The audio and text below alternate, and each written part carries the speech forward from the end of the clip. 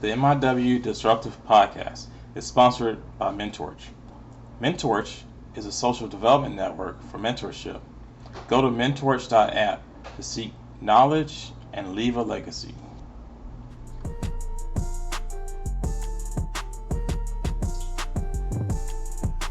Welcome to the Disrupted Podcast by Minority Innovation Weekend. Minority Innovation Weekend is a weekend summit dedicated to aiding minority innovators launch tech-focused startups, exploring emerging technologies, and showcasing tech startups that have a minority founder or co-founder. During each episode, we will discuss innovation, news about tech startup, as well as the startup ecosystem, and interview people of color throughout the startup ecosystem.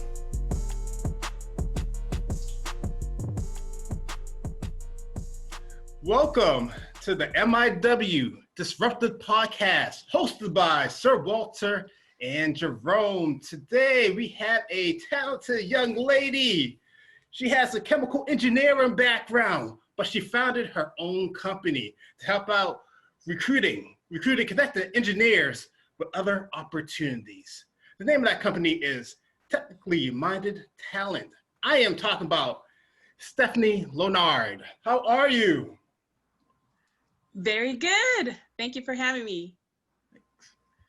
It's awesome. Let's go ahead and kick off. What initially attracted you to chemical engineering? I would say that when I had my first engineering campus tour at University of Missouri Rolla, back then that's what it was known, now known as Missouri S&T. I asked the tour guide, what is the most challenging major and which one is best paid? So they said chemical engineering. And since I love challenges, I said, that's what I'm going to study then. So that was in high school. That is the short answer. The long answer is that my mom instilled in me engineering from the very beginning, as soon as before Y2K. Because she was an engineer herself. However, she didn't get to work in engineering to raise me. So now I am doing what she dreamed of, working in engineering. Wow, that's great. And what type of engineer was your mother? She was a double E as well. Hey! Right. Okay, that's great. That's great. So that was your early exposure, was your mother, right? Correct. So she, the way that she instilled with me, she had little math programs, word problems on the computer when computers came around. And I would say that computers were around, but the internet was not. So we had like CDs, and she would, for example, there was Beauty and the Beast, word problems.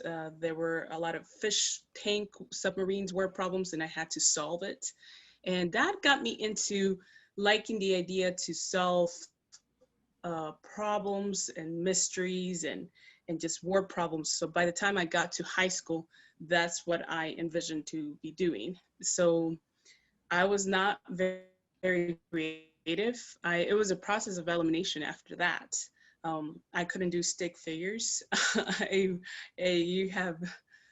asked me to do any artwork, I couldn't do it. Biology was not me. Trying to dissect sharks, that was not me at all. So I thought I couldn't be a surgeon after that. So one other thing that inspired me is living in St. Louis, Missouri in high school was the Anheuser-Busch plant. So Budweiser was pretty big, and there was, after I was 18, or I think, yes, after I was 18, I heard all the tours that were going on and all the mechanics and all the tanks and how the process was going in and out of tanks, and what happened inside the tanks is what really fascinated me, and all those separators. So I would say that, yes, it was a fascination, but after a lot of research and asking a lot of people who were actually working in that field as well. It's definitely. I found out that you were actually give back through the First Robotics. Which component of the First Robotics are you participating in? The Lego League, FTC, RFC? FRC, so high school. So I mentor back when we lived in Indiana. After I had my first son, I decided, since I wasn't working anymore in engineering, said, I went from working 65 to 70 hours a week to being a stay-at-home mom. So I had to do something to solve problems that were technical versus just a little man's human body and changing diapers. So I said to myself, how do I get involved back with professionals? So I said, maybe I should reverse that. Maybe I should give back to my knowledge to young kids.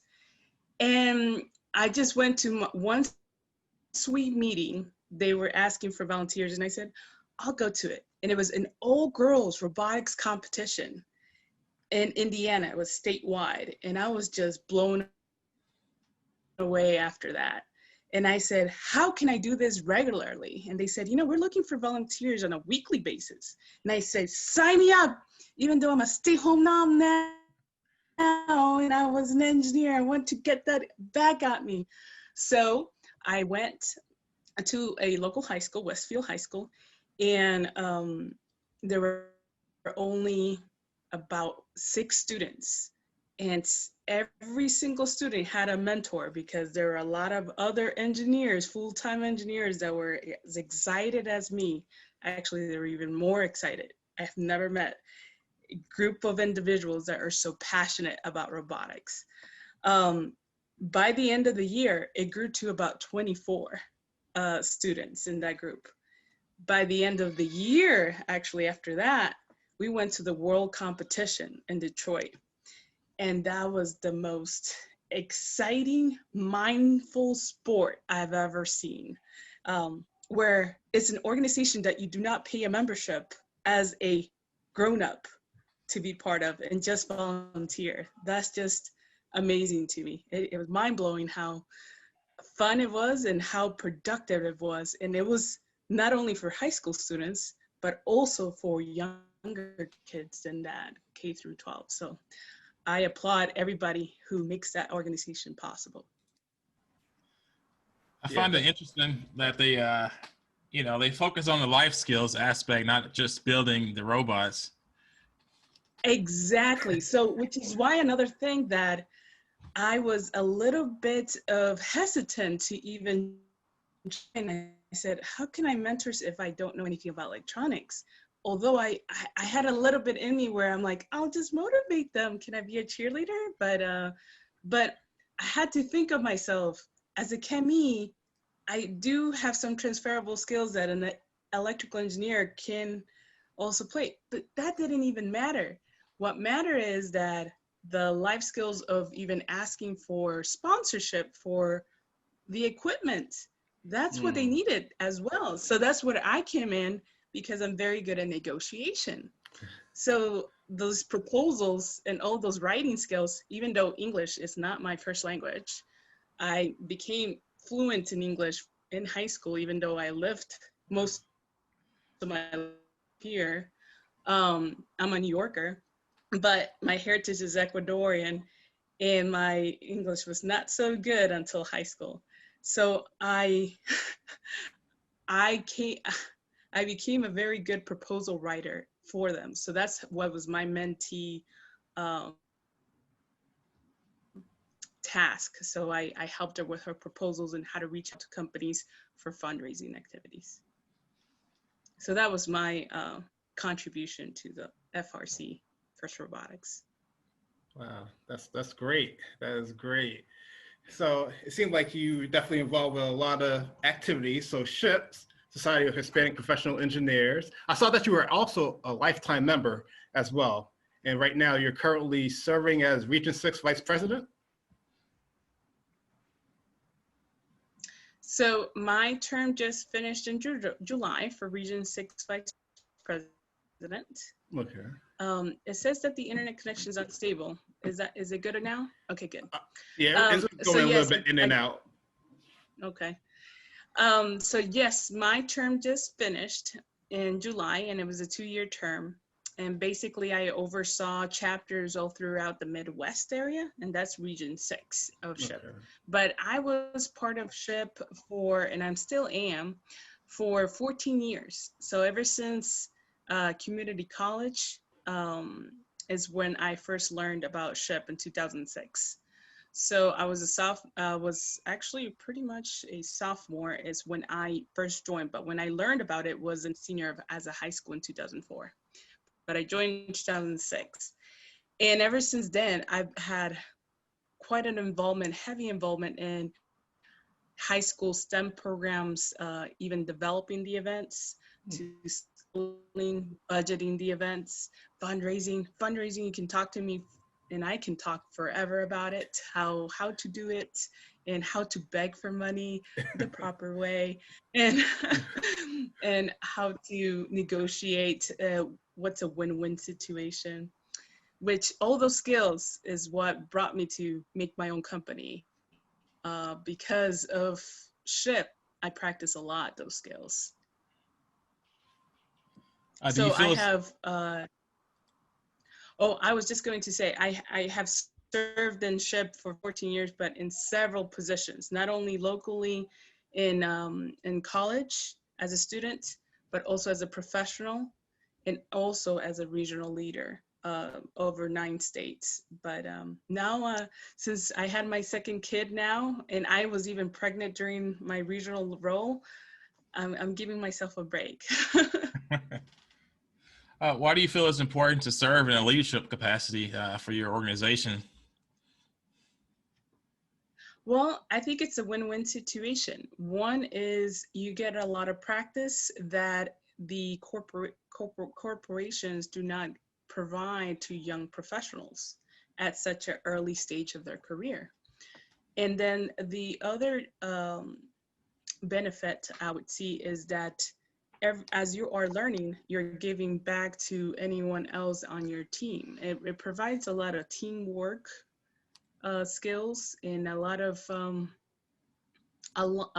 viewpoints you haven't considered. So it also taught me how to maneuver work politics. So whatever I learned in SHIP, all those soft skills, I implemented it in at work as well.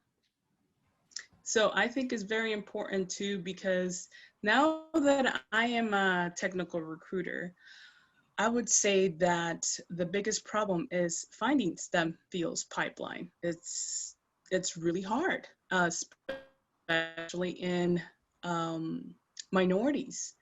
You try to find them. There are no with a lot of experience. You have to instill and teach and inspire STEM fields from a very early age. And studies show that you have to learn this by elementary school. After elementary school, it's too late to inspire and motivate. Yeah, that's definitely true. Yeah.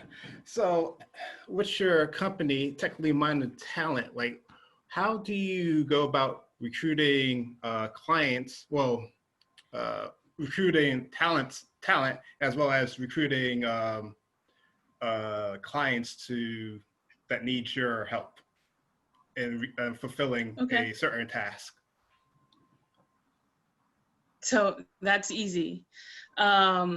Easy for me because I was a former engineer. So all the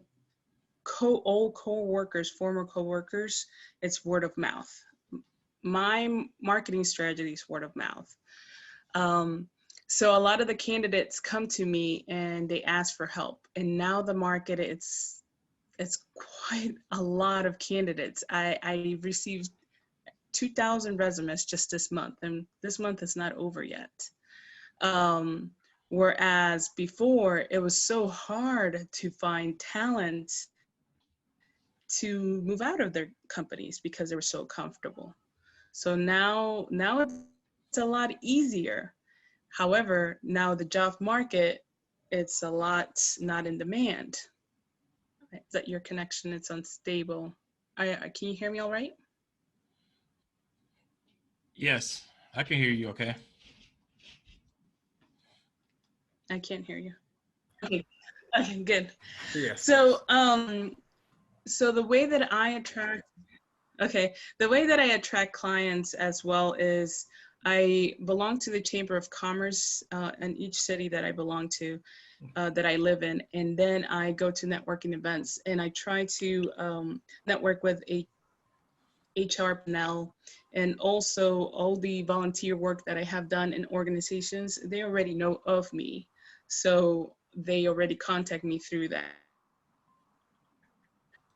All the career fairs that in the last 14 years, they already have my contact information. So they remember,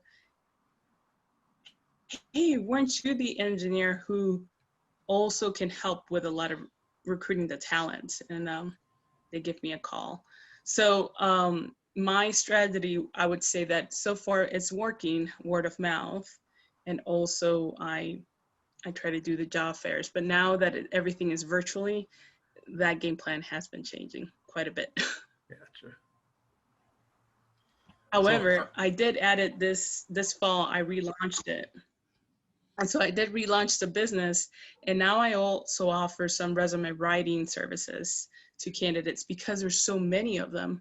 I believe they need it. So that's another addition to the business as well, resume writing. And I've been quite busy with that as well.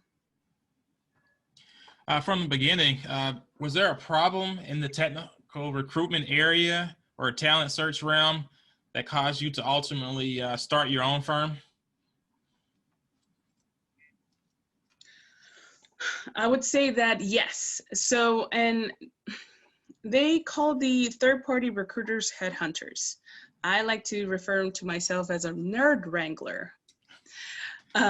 So the headhunters, what happens is when you're reached by a headhunter for a job, let's just say, the relationship becomes very transactional.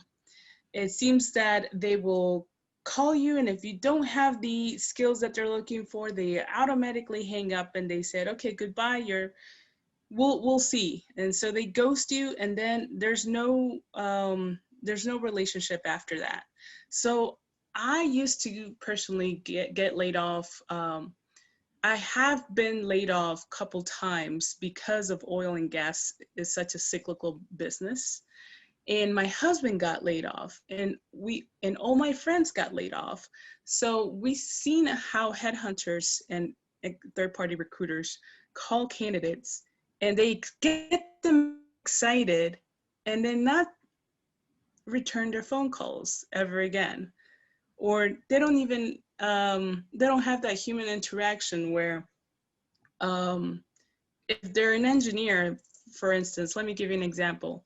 If it's a civil engineer and they're looking for a mechanical engineer, they even ask, can you do the mechanical engineer work? They don't understand that a pediatrician cannot do the job as a veterinarian. Does that make sense? So I saw that there was a gap there of understanding all the duties of every single discipline in engineering, that the transferable skills is not the technical part, is the soft skills that we all learn, and it's all the math level that we have, and it's the only thing that separates us is the software skills, and it's also some concepts, but not all of them. So a mechanical and a chemical engineer can probably do the same work because we all know equipment. But for instance, they asked me when I was interviewed by a headhunter, can you do AutoCAD? And I was just, I was just frustrated with headhunters not understanding me to step in that field and try to fix that gap. Yeah, that makes sense. Yeah, because I think I've dealt with headhunters as well, and it just seems like they'll see a particular skill set that they're looking for, and they automatically assume because you're an engineer or something that you're able to fulfill that position, which is frustrating. Yes. Yes. But And it must be frustrating for the corporation that hired them as well. right. Totally. So what specific industries do you serve mostly? Everything. I have served, and when I say engineering and scientists, I really do mean it. Nuclear engineer, oil and gas, manufacturing, pharmaceuticals, just everything, construction, all of it. I'm helping even a pharmacist review her resume actually later today. So I would say everything and anything, and all across the US. My first client was actually international. It was an Israeli company, and it was a startup with 300 people, and they were looking for sales engineers in Miami. That was my very first client.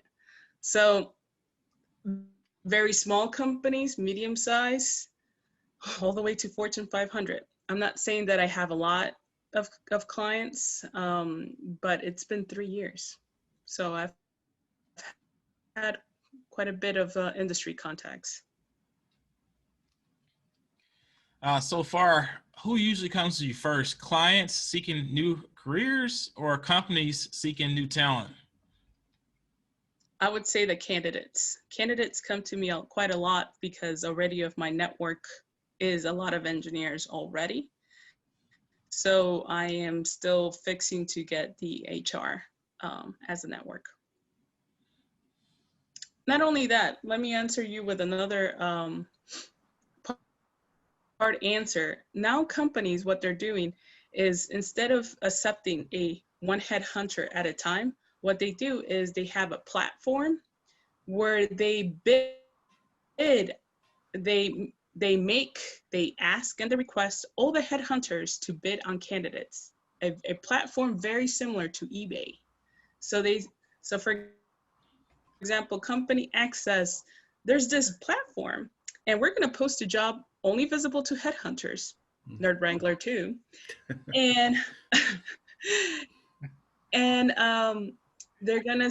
So they post a job, and they say, "Okay, ready, set, go," and they click, and it's visible to all the headhunters, and goodness, it will say how much the commission is for each job posting. And then the software takes a cut, but the headhunter takes another cut. And that's what they've been doing. A lot of the Fortune 500s are huge. They just prefer to go through that platform, and they post a job. And if you go bid on candidates, and if you get lucky, then that candidate gets selected for an interview. Interesting. So have you helped? Interesting, huh? Yeah, it is. Yeah, it is. I never knew that. Right. Have you helped clients secure international roles? No, only in the US.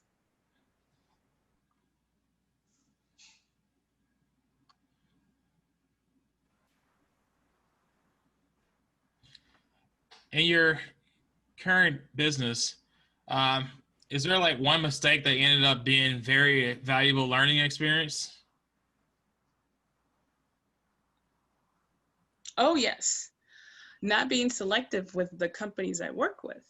And the reason I say that is because a lot of the companies, not a lot, but some, for instance, the very first client that I had the notion of being from international, so was not very aware of the salaries in the US. Mm-hmm. So the very first position was $75,000 for a sales engineer in Miami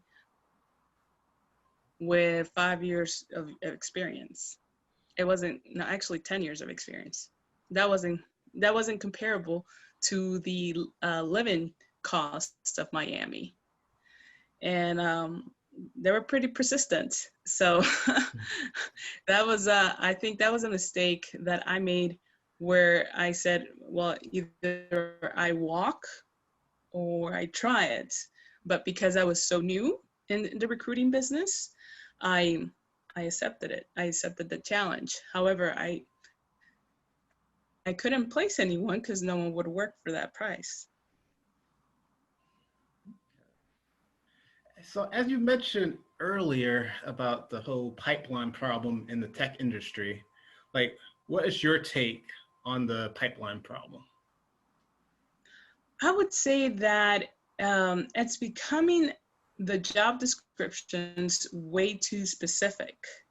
So corporations usually want a unicorn, and they want those specific skills.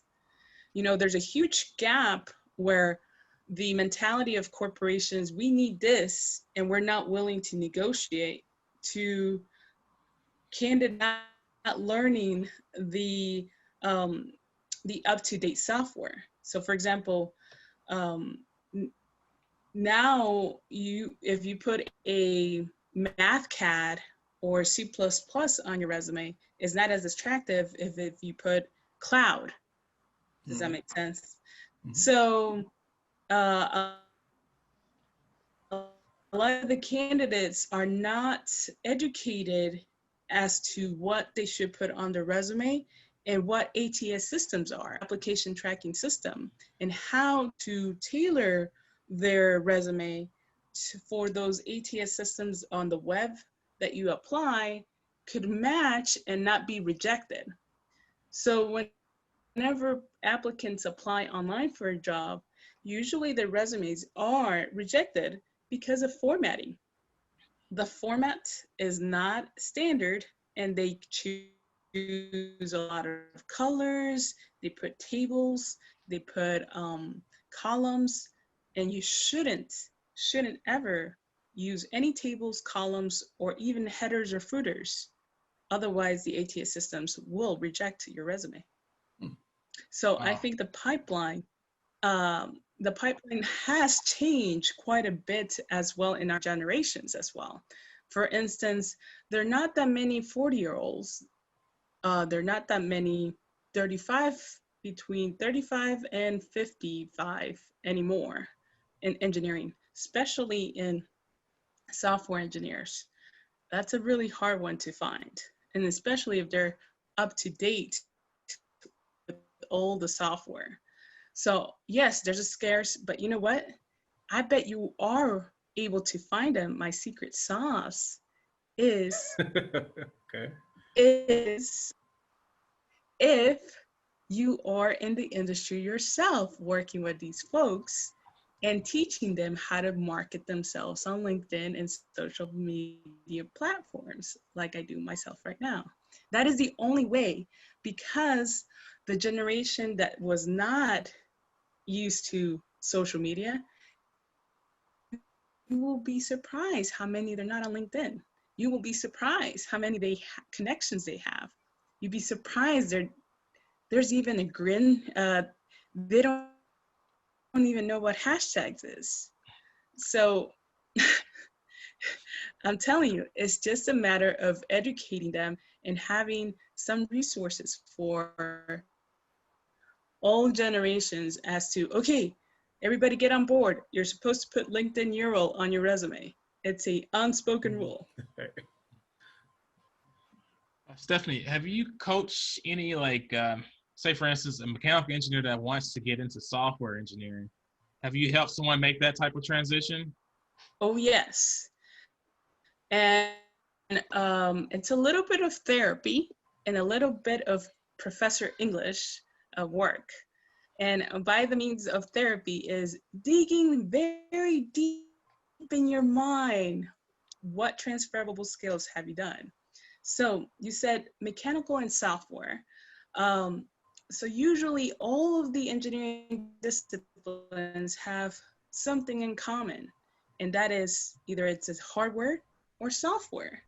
So if it's software, what programming skills did you take as a mechanical engineer student, or research projects, or any projects even outside of work? That counts as well. So sometimes people forget that they probably do some hobbies as to programming outside of work, and they have to dig through. So that's the therapy work.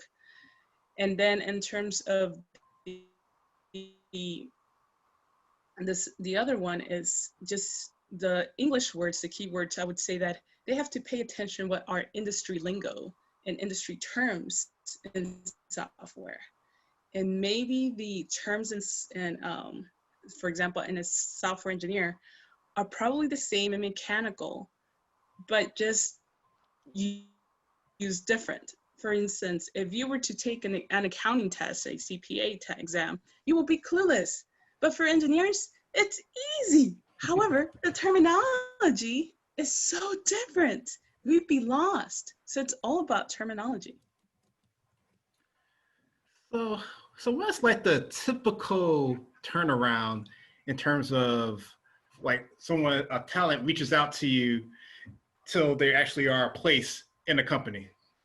I would say 3 to 6 months. It depends on how high in the company they are.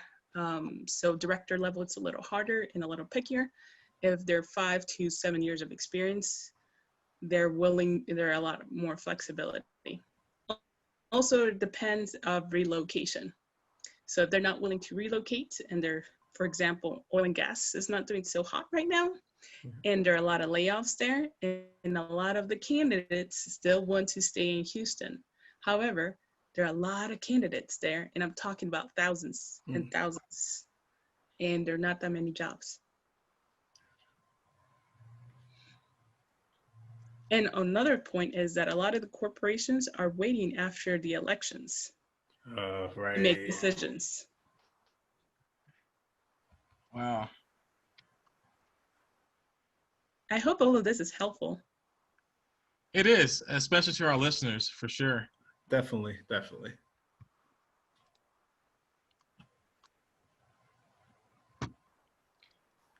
Since you're a recruiter in talent placement, how have you been affected by the COVID since like school conferences or our organization conferences are not going on? I know that's like a prime target for recruiting new graduates or upcoming graduates. How's that working out? I would say that I got affected pretty hard, and I actually paused my business ever since March all the way to just 3 weeks ago. So I relaunched my business just 3 weeks ago. So yes, I got affected to the point that I had niche, 0 candidates, zero customers, 0 wanting to even interact. So it has affected personally because now we have virtual learning and we have to also do virtual networking. So I usually just, you just have to be adaptable humans, right? So you just have to work out a time schedule where everything is going to fit. So for me, one of the reasons that I started this business is the flexibility of still trying to be a full-time mom. And I work at night with the candidates after they come back from work, wherever they're working. So my husband gets to do the parenting duties. I like how you planned that out. So you definitely shared a lot of great information with our listeners. What is something that you want to discuss or talk about that we didn't broach with you? That's a good one. I would say that if the listeners are experiencing any uncertainty at work or any layoffs are coming up and the work environment is becoming very tense, I've been there. I know that. And all my candidates know that whenever they approach me, they have gained a mentor as well as a recruiter. So I'm there. I've been in those shoes, and I know that it's very stressful and very tense. But if they need someone to talk to, headhunters are not therapists. However, I'm a former engineer, and I might go back, or I may not. I'm really liking what I'm doing now. I'll be happy to chat. I'll be happy to talk. And career coaching is not something you study. It's something you gain with experience. So feel free to reach out to me. I'll be happy to help. Stephanie, what's the best way to reach out to you? I would say by email, Lonard@Technically Minded Talent, or you can follow me on Facebook. I have Technically Minded Talent page there, and also Instagram.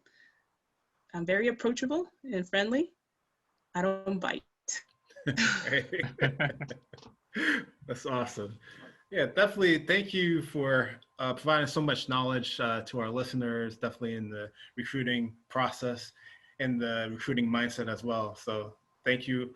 Hopefully with the relaunch of your business, you get a whole bunch of new clients that are willing and able to take you up on your service.